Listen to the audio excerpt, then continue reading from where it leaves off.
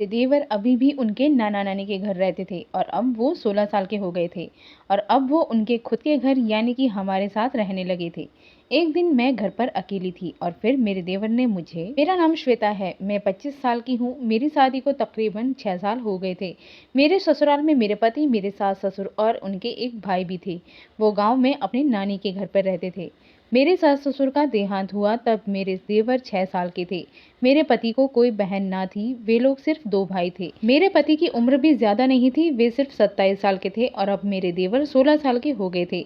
जब मेरे देवर 6 साल के थे तभी उनके माता-पिता इस दुनिया को छोड़कर जा चुके थे। तब उनके नाना-नानी मेरे देवर को अपने साथ ले गए थे क्योंकि उस वक्त वे बहुत ही छोटे थे। मेरे पति बहुत ही होशियार और दोनों भाइयों में बड़े थे और उस समय वो भी अपने नाना-नानी के घर रहने चले गए थे। लेकिन जब वो बड़े हुए तब उनके नाना-नानी ने उनकी जल्दी शादी करने का तय किया। फिर उनकी शादी मेरे साथ हो गई। मेरे पति ने सोचा था कि शादी के बाद वो अपने नाना नानी का घर छोड़ देंगे और बरेली में अपने माता पिता के घर पर शहर में रहेंगे। जब हमारी शादी हुई तब मेरे पति अपने नाना नानी के साथ गांव में रहते थे।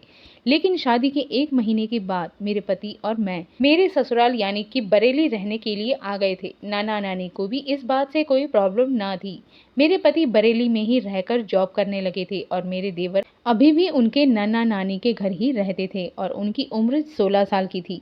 हमारी शादी को तकरीबन 6 साल बीत चुके थे। मैं इस घर में अकेली रहती थी। एक बार मैं बहुत ज़्यादा बीमार हो गई थी, तब मेरे देवर को हमने बरेली में ही बुलवा लिया। वे मेरे साथ घर के कामकाज में हाथ बटाते थे और हर रोज़ सब्जी की खरीदी करने बाजार जाते थे। तब वे अपने साथ फिटकरी भी लेकर आते थे। वो मेरे देवर थे इसलिए मैं उनसे कुछ भी पूछ नहीं सकती थी और मैं चुपचाप फिटकरी को एक डिब्बे में रखती थी। आखिर 20 दिन के बाद बहुत सारी फिटकरी जमा हो गई थी। आखिरकार मैंने अपने देवर से एक दिन इसकी वजह पूछी। अपने देवर से इसकी वजह उनके मुंह से सुनकर मैं चौंक गई थी क्योंकि उन्होंने तो मेरे 16 साल के देवर अपनी नानी के घर रहते थे। तबीयत खराब रहने की वजह से मैंने अपने देवर को बरेली बुलवा लिया था क्योंकि मुझे बीमारी थी और बीमारी में मुझे दर्द होता था। दर्द की वजह से मुझे बहुत बुरा लगता था। मैं घर का कोई काम नहीं कर सकती थी। मेरे देवर उन दिनों अपनी नानी के घर रहते थे। घर के सारे काम मैं अकेली ही किया करती थी। मेरे साथ कोई नहीं रहता था। मेरे पति जब रात को घर आते और सुबह पर काम पर चले जाते थे या फिर रविवार को छुट्टी के दिन दोपहर तक घर पर रहते थे। उसके बाद वो अपने दोस्तों के साथ घूमने बाहर चले जाते थे और फिर रात को 11 बजे घर में आते थे। मैं सारे दिन घर में अकेली रहती, घर के सारे कामकाज में व्यस्त रहती थी।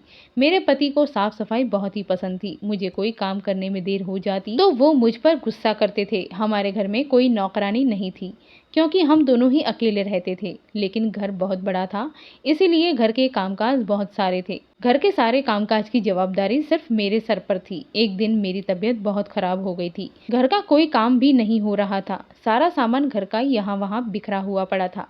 एक तरफ गंदे कपड़ों का ढेर लगा पड़ा था क्योंकि मैंने काफ़ी समय से धोए नहीं थे और दूसरी तरफ मुझे खाना बनाने की भी चिंता थी और बाकी का काम भले ही लेट होता लेकिन मेरे पति का काम उनके हिसाब से होता था और सारी प्रॉब्लम मुझे रसोई बनाने में ही होती थी। रसोई बनाने में मुझे बहुत ही समय लगता था। किसी भी परिस्थिति में मुझे चाहे कितनी भी मुश्किल का सामना करना पड़े, लेकिन मेरे पति की बहुत ही खराब आदत थी। वो कभी भी मेरी प्रॉब्लम को समझ नहीं पाए थे। उनको हमेशा अपनी और अपने समय की चिंता थी। मैं अपने पति के साथ उनके घर पर रहती थी। मेरी शादी को 6 साल बीत चुके थे लेकिन अभी तक मुझे कोई औलाद नहीं थी। मैं औलाद के लिए तड़पती थी। औलाद के लिए मेरी दवाइयाँ भी चल रही थी। डॉक्टर ने मेरे पति को भी रिपोर्ट करवाने के लिए कहा हुआ था लेकिन मेरे पति की जब रिपोर्ट आई तब वो रिपोर्ट सही नहीं थी, जिस वजह से वो भी चुप रहने लगे थे और यही वजह थी कि मेरे पति ने मुझे छोड़कर किसी दूसरे के साथ शादी नहीं की थी। मेरे पति के रिश्तेदार भी ये हकीकत अपनाने को तैयार नहीं थे कि तकलीफ मुझ में नहीं बल्कि मेरे पति को थी। अगर मेरे अंदर कोई कमी होती तो मेरे पति की तरह नहीं थी, बहुत ही कम थी। लेकिन ये सब जानने के बाद भी मेरे पति ने अपना इलाज नहीं करवाया था। शायद इलाज करवाने के बाद वो सही हो जाते, लेकिन मेरे पति सिर्फ एक ही बात करते थे कि ये बात बिल्कुल गलत है। डॉक्टर पैसा कमाने के लिए, उनके पेशेंट बढ़ाने के लिए झूठ बोलते हैं। मेरे पति से ऐसी बातें सुनकर मैं भी चुप हो जाती थी और इस तरह चुप रहकर अपना जीवन गुजार रही थी। मेरे पति सुबह ऑफिस जाते और शाम को 7:30 बजे तक घर पर आ जाते थे।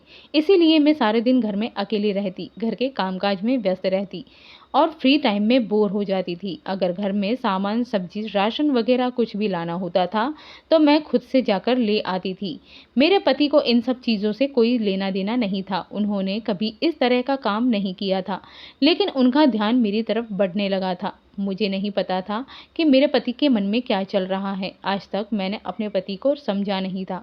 मेरे पति बहुत ही घमंडी टाइप के थे। वो एकदम चुपचाप रहते थे। उनके अंदर की बात वो किसी को भी कहना पसंद नहीं करते थे। अच्छी हो या बुरी बातें शेयर नहीं करते थे। मैं उनकी पत्नी थी, उनकी लाइफ पार्टनर थी, लेकिन उन्होंने अपने बारे में कुछ भी मुझसे शेयर नहीं किया था। लेकिन मैं इतना ज़रूर समझ गई थी कि मेरे पति औलाद की वजह से टेंशन में थे, जो उन्होंने कभी भी मेरे आगे नहीं जताया था। वो शायद अंदर से अपने आप को दोषी मान रहे थे। लेकिन कुछ समय बाद से मेरी तबीयत खराब रहने लगी थी। मेरे पेट में एक अजीब तरीके का दर्द रहता था। कुछ दिनों तक तो ये दर्द बिल्कुल कम ही होता था, लेकिन जब ये धीरे धीरे बढ़ता ही चला जा रहा था और इतना बढ़ गया कि मेरे घर का काम मुझे करना भी मुश्किल हो रहा था। मैंने अपने पति से इस बारे में कई बार कहा था, लेकिन उन्होंने मेरे स्वास्थ्य पर कभी भी ध्यान नहीं दिया था। इसलिए मैं भी अब चुप रहने लगी थी और ये दर्द सहन करने लगी। कभी मैं पेट के दर्द के लिए गोलियां लेती रहती थी और उससे मुझे थोड़ा आराम मिल जाता था, लेकिन दवाई का असर सिर्फ थोड़े समय के लिए ही रहता था और फिर दोबारा से दर्द शुरू हो जाता था। मेरी सबसे बड़ी समस्या ये थी कि मुझे अभी तक कोई औलाद नहीं थी और घर में भी कोई नहीं था जो मेरे साथ मेरा मन बांटता, मेरे साथ बातचीत करता, मेरी इस बीमारी का ख्याल रखता। मेरा ख्याल रखने के लिए यहाँ पर कोई नहीं था। मेरे पति ऐसे थे कि उन्हें मेरी बिल्कुल भी फिक्र नहीं थी। मेरे पति की जब तबीयत खराब हो जाती थी तो मैं उनका बहुत ख्याल रखती थी, लेकिन जब मुझे कुछ हल्का सा बुखार भी आता तो वो एक गिलास पानी भी नहीं देते थे। एक दिन अचानक गांव से मेरे पति अपने छोटे भाई को अपने घर पर लेकर आ गए थे। वो एक रिश्तेदार के घर शादी अटेंड करने के लिए आए थे और उसके बाद वो हमसे मिलने के लिए हमारे घर पर आए थे। मुझे देखकर वो हैरान रह गए थे। रात का समय था, मेरा दर्द बढ़ता ही जा रहा था। मेरे पति उनके दोस्तों के साथ बाहर गए हुए थे। मेरे घर की डोरबेल बज रही थी। मुझ में हिम्मत भी नहीं थी कि मैं खड़ी होकर बाहर जाकर गेट खोलूं, लेकिन मेरे घर में मेरे पति के सिवाय कोई नहीं आता जाता था, इसीलिए मुझे लगा कि मेरे पति ही होंगे। लेकिन जब मैंने दरवाजा खोला तब मैं अपने पति के नानी और देवर को देखकर बहुत खुश हुई थी और हैरान भी हुई थी। मैंने उन्हें अंदर आने के लिए कहा। नानी कहने लगी कि बहू, दरवाजा खोलने में इतना समय क्यों लगा? मैंने पहले उन्हें बैठने के लिए कहा और मैं उनके लिए फ्रिज से ठंडा पानी लेकर आई, पीने को कहा। उसके बाद मैंने नानी को सारी कहानी सुनाई और मुझे किस तकलीफ का सामना करना पड़ रहा था उसके बारे में भी बताया। जब उन्होंने मेरी तरफ ध्यान से देखा, मेरा चेहरा दर्द से निस्तेज हो गया था और मेरे चेहरे पर साफ दिखाई दे रहा था कि मैं बहुत ही कमज़ोर हो गई थी। नानी ने कहा, बहू, मैं ज़रा जल्दी में हूँ क्योंकि तुम्हारे नाना की तबीयत भी ठीक नहीं है। नहीं तो मैं तुम्हारी देखभाल करने के लिए तुम्हारे साथ यहाँ पर रहती और तुम्हें डॉक्टर के पास भी ले जाती, लेकिन अभी मैं लाचार हूँ, यहाँ नहीं रह पाऊंगी, नानी जी ने कहा। और फिर अचानक उन्हें कुछ ख्याल आया। उनके साथ मेरे 16 साल के देवर भी आए हुए थे। नानी जी ने कहा कि मैं धीरज को तुम्हारे पास छोड़कर जाती हूँ। तुम धीरज के साथ डॉक्टर के पास चले जाना और वो तुम्हारा ध्यान भी रखेगा और तुम्हारा सारा काम भी कर देगा। धीरज की इन दिनों स्कूल में छुट्टियां चल रही थी और किसी भी तरह से इस समय पर तो तुम्हें किसी के समर्थन की बहुत ज़रूरत है। धीरज के पास कपड़े हैं, बाकी के कपड़े मैं भेज दूंगी। धीरज बहुत ही मेहनती लड़का है और फिर आखिर वो तुम्हारा देवर है। अगर वो तुम्हारा ध्यान नहीं रखेगा तो और कौन रखेगा? नानी भी बहुत जल्दी में थी, इसीलिए उन्होंने मेरे देवर को हमारे घर पर छोड़ दिया और उसके बाद वो गांव अपने घर चली गई। पहले जब मैंने अपने देवर को देखा था तब वो एक कमज़ोर लड़का था, लेकिन अब वो बड़ा और स्वस्थ दिखाई दे रहा था। मेरे पति भी धीरज की उम्र पर बड़े दिखाई देते थे, इसीलिए मेरे देवर भी सिर्फ 16 साल के थे, लेकिन वो 22 साल के लड़के की तरह दिखाई देते थे। धीरज नरम और बहुत ही अच्छे स्वभाव का लड़का था, लेकिन अभी तक वो मुझसे नहीं मिला था क्योंकि वो हमारे घर नहीं रहता था और मेरे साथ ज़्यादा समय नहीं गुजारा था। नानी का घर भी हमारे घर से बहुत ही ज़्यादा दूर था और उनकी पढ़ाई की वजह से मेरे देवर कभी हमारे पास नहीं आए थे और हम यहाँ पर अपनी तकलीफ़ों में व्यस्त थे। हमें भी कहीं जाने का समय नहीं मिलता था। अभी जब नानी जी मेरे साथ 2-3 घंटे गुजार कर अपने गांव की तरफ चली गई थी और धीरज नानी जी के कहने कहने पर दूसरे दिन मुझे डॉक्टर के पास ले गया था। मेरा पति भी धीरज के आने से बहुत ही ज्यादा खुश थे। दूसरे ही दिन मैं खुद ही डॉक्टर के पास जा सकूंगी, लेकिन मुझे अकेले जाने में बहुत डर लगता था क्योंकि मुझे कुछ रास्ते समझ नहीं आते थे। हमारा घर एकदम सुनसान जगह पर था, इसीलिए मैं घर से ज़्यादा बाहर नहीं जाती थी और अस्पताल भी हमारे घर से बहुत दूर था, इसीलिए वहां जाने में बहुत ही ज़्यादा समय लगता था। धीरज मुझे उसके भाई की बाइक पर बैठाकर डॉक्टर के पास ले गया था। हम लगभग 20 मिनट के बाद अस्पताल पहुंचे थे। बहुत देर के बाद जब मेरा चेकअप करने का समय आया, तब मैं धीरज के साथ डॉक्टर के केबिन में गई। धीरज भी एक तरफ चुपचाप बैठ गया था। डॉक्टर ने मेरा अल्ट्रासाउंड किया था और मुझे एक बहुत ही अजीब सी बीमारी के बारे में बताया था। डॉक्टर ने कहा कि ये एक रोग है जो बढ़ती उम्र के साथ बढ़ता ही जाता है। ये समस्या हमारे देश में करीबन 50% महिलाओं में देखने को मिलती है। ये बीमारी 2 तरह की होती है। पहली बार औलाद होना नामुमकिन होता है और पेट में भी बहुत दर्द रहता है। तुम्हारे गर्भाशय में सूजन आ गई है। उसकी सिर्फ एकमात्र इलाज है कि औरत को लगभग 1 साल तक लंबा इलाज करवाना पड़ता है और एकमात्र उपाय ये है कि तुम्हें हो सके इतनी जल्दी तुम्हारे सूजन को दूर करना पड़ेगा, नहीं तो तुम कभी भी माँ नहीं बन सकती हो। मैंने डॉक्टर से पूछा कि ये इलाज करवाने में कितना खर्च होगा, तो डॉक्टर ने कहा कि तुम्हारा इलाज का खर्च 1 महीने में 20,000 जितना होगा, क्योंकि हम तुम्हारे शरीर में से सूजन निकालने के लिए नई दवाओं का इस्तेमाल करेंगे, जिसकी वजह से तुम्हें भी आराम मिलेगा, जिस वजह से आने वाले समय में तुम प्रेग्नेंट हो सकती हो और औलाद भी प्राप्त कर सकती हो और तुम भी इस समस्या में मुक्त हो सकती हो। मैं तुम्हें अच्छी दवाइयाँ दूंगा और तुम्हारा अच्छे से अच्छा इलाज भी करूंगा, लेकिन तुम्हें कुछ रिपोर्ट करवानी पड़ेगी। इसके लिए तुम्हें लगभग 10,000 रुपये जमा करवाने पड़ेंगे। अगर इलाज धीरे धीरे शुरू हो जाता है तो तुम्हें तुम्हारे शरीर पर उसका असर पता चलने लगेगा और तुम्हारा दर्द भी बहुत कम होने लगेगा और एक दिन दर्द पूरी तरह से दूर हो जाएगा, क्योंकि जब इंसान के शरीर में सूजन आ जाती है तब उसे बहुत सारी मुश्किलों का सामना करना पड़ता है। लेकिन फीस के बारे में मैं चुप हो गई थी, क्योंकि 10,000 रुपये मेरे लिए बहुत बड़ी रकम थी। महंगाई के इस जमाने में घर के खर्च भी करना बहुत मुश्किल हो रहा था और फिर डॉक्टर का खर्च चुकाना मुझे थोड़ी मुश्किल लग रहा था। मेरे पास सिर्फ 2,000 रुपये बचे थे। मैंने 2 दिन की दवा ली, फिर हम वहाँ से खड़े हो गए और वहाँ से निकल गए। सारे रास्ते मुझे चिंता थी कि इलाज के लिए पैसे का इंतजाम कैसे होगा और इसी टेंशन में मेरी हालत और भी खराब होती जा रही थी, क्योंकि मेरे पति मुझे खर्च करने के लिए पैसे नहीं देते थे। कभी कभी वो पैसे देते भी थे तो उन्हें मेरी तबीयत की जरा भी फिक्र न थी। मैं उनको मेरी तबीयत के बारे में बताने लगी और मैंने इलाज के लिए पैसे मांगे तो उन्होंने उस पर भी ध्यान न दिया, इसीलिए मैं टेंशन में आ गई थी। 2 घंटे बाद जब हम लोग घर पहुंचे तो मैं उदास हो गई थी और मेरा दर्द बहुत ही ज्यादा बढ़ गया था। धीरज ने मेरी हालत देखकर मुझे कहा कि भाभी अब आप आराम कीजिए, मैं आपकी दवाइयाँ लेकर आता हूँ। पहले धीरज ने मुझे खाना खाने के लिए दिया और फिर दवाइयाँ दी। दवाइयाँ लेने के बाद मैं थोड़ी देर के लिए सो गई, पर मेरे मन में बस यही था कि अब मुझे खाना बनाने के लिए रसोई में जाना है। घर का बहुत सारा काम भी बाकी था। दर्द में आराम भी नहीं मिल रहा था।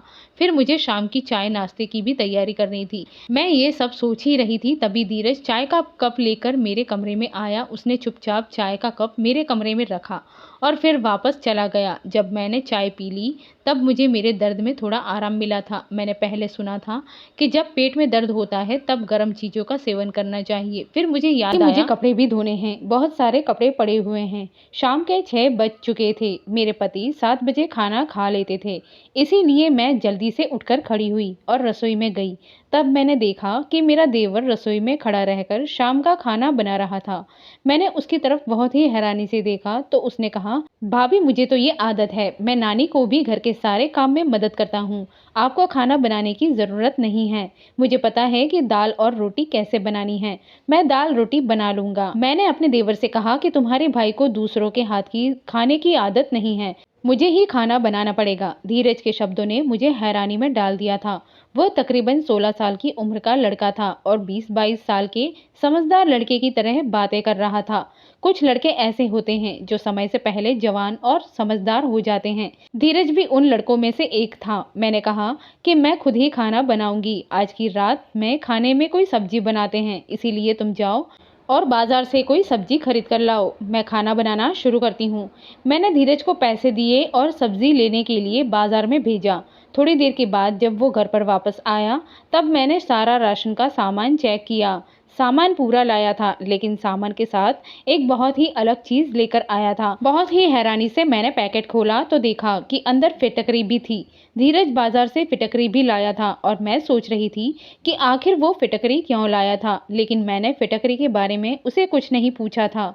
मुझे लगा कि वो शायद गलती से लेकर आया होगा, लेकिन अगले दिन फिर से जब मैंने अपने देवर से बाजार से सामान मंगवाया तो सामान के अंदर फिर से फिटकरी निकली थी। अब राशन के साथ हर रोज वो फिटकरी लाता था। जब भी मैं उससे कोई चीज मंगवाती वो 50 रुपए की फिटकरी जरूर लाता था। मैं वो फिटकरी एक डिब्बे में रखती थी, लेकिन अब मेरे पास इतनी सारी फिटकरी भी इकट्ठी हो गई थी कि वो फिटकरी का पूरा डब्बा भर गया था। मेरे देवर धीरज बहुत ही निर्दोष और सीधे साधे थे। मुझे उससे पूछने की हिम्मत ना थी कि वो सामान के साथ फिटकरी क्यों लाता था। धीरज के आने से सिर्फ मुझे ही नहीं बल्कि मेरे पति को भी बहुत ही आराम मिला था। उन्हें बाहर से कुछ भी लेना होता तो वो धीरज को ही भेजते थे, नहीं तो वो ऑफिस से इतने थक कर आते थे और फिर वो अपने दोस्तों के साथ घूमने चले जाते थे। धीरज के आने से हम दोनों पति पत्नी बहुत ही आराम महसूस करने लगे थे। जिस पति पत्नी को औलाद नहीं होती उन्हें दुनिया में मुश्किल बहुत ही होती है और कोई उनके दर्द को नहीं समझ सकता। हम पति पत्नी भी इस तरह की समस्या से गुजर रहे थे। मेरे पति के अंदर कमी थी, लेकिन मेरे अंदर भी अलग अलग तरह की बीमारियां पैदा होने लगी थी और मेरे पास भी इलाज करवाने के पैसे ना थे। मेरे पति ने मुझे मेरे इलाज में साथ नहीं दिया था और यहाँ धीरज हम दोनों पति पत्नी के लिए बहुत ही आसान बन रहा था, लेकिन साथ ही साथ धीरज एक बहुत बड़ी मुश्किल भी खड़ी कर रहा था और वो मुश्किल ये थी कि मैंने सुना था कि फिटकरी औरतों में अनेक तरह के रोग को मिटाता है और ये रोग दूर करने के लिए, इस बीमारी को दूर करने के लिए फिटकरी का इस्तेमाल किया जाता है। मैं पहले से ही ये सब जानती थी क्योंकि मैंने लोगों को ऐसी बातें करते हुए सुना था, लेकिन मेरे देवर से पूछने से मैं बहुत शर्माती थी। और आखिरकार वो फिटकरी क्यों लाता था? क्या वो उसने मेरे और डॉक्टर के बीच की सारी बातें सुनी हुई थी? मैं यही सब सोच सोच कर बहुत थकान महसूस कर रही थी और कभी कभी बहुत गुस्से में हो जाती थी और सोचती थी कि मैं अपने देवर से कह दूं कि वो फिटकरी ना लाया करे, पर मैं लेकिन कुछ नहीं कर सकती थी। वो मेरे देवर थे, मैं उनके साथ गुस्से में बातें नहीं कर सकती थी और फिर उसने मेरी बहुत मदद भी की थी। लेकिन एक दिन मैंने हिम्मत करके धीरज से पूछ ही लिया फिटकरी के बारे में कि तुम रोज ये सामान के साथ फिटकरी क्यों लाते हो। मेरे सवाल पूछने पर धीरज ने मुझे कुछ ऐसा कहा कि जिसे सुनकर मैं चौंक गई थी और मैं धीरज की बातों को सुनकर मैं सोचती रही। फिर धीरज ने कहा कि फिटकरी लाने का मतलब है कि हम पति पत्नी रात में कमरे में झगड़ रहे थे और धीरज दरवाजे के पास कान लगाकर हमारा झगड़ा सुन रहा था। ये बात सुनकर मुझे बहुत शर्मिंदगी महसूस हुई। मेरे देवर की बातें सुनकर मैं शर्मिंदा हो गई। अब मुझे सब समझ में आ गया था कि हमारे मन में ये सवाल क्यों था कि क्या धीरज को किसी दिन हमारे झगड़े के बारे में पता चलेगा जिसे मैं उससे छिपा रही थी। उसने हमारे बीच हुई बातचीत को सुन लिया था। मुझे समझ आ गया कि वो रोज फिटकरी क्यों लाता था, लेकिन वो मुझे ये नहीं बता पाया कि इसका इस्तेमाल कैसे करना है। मैं दौड़कर अपने कमरे में गई, दरवाजा अंदर से बंद कर लिया और जोर जोर से रोने लगी। एक तरफ मुझे औलाद ना होने की समस्या थी और दूसरी तरफ ये समस्या थी कि ये कितनी शर्मनाक बात थी कि मेरा देवर मुझे ये बताने में शर्म महसूस कर रहा था। थोड़ी देर बाद धीरज ने कमरे का दरवाजा खटखटाया। उसने कहा, भाभी मैं सुबह अपने नाना नानी के घर लौट जाऊंगा। मैं अब यहाँ ज्यादा दिन नहीं रुक सकता। मैं आपके और भैया के साथ यहाँ रहकर बहुत खुश हूँ। लेकिन मैंने कुछ नहीं कहा क्योंकि मैं इतनी शर्मिंदगी महसूस कर रही थी कि मैं उसकी तरफ देख भी नहीं पा रही थी और कुछ कह भी नहीं सकी कि तुम कुछ दिन और रुको। अगले दिन सुबह होते ही धीरज ट्रेन से वापस चला गया।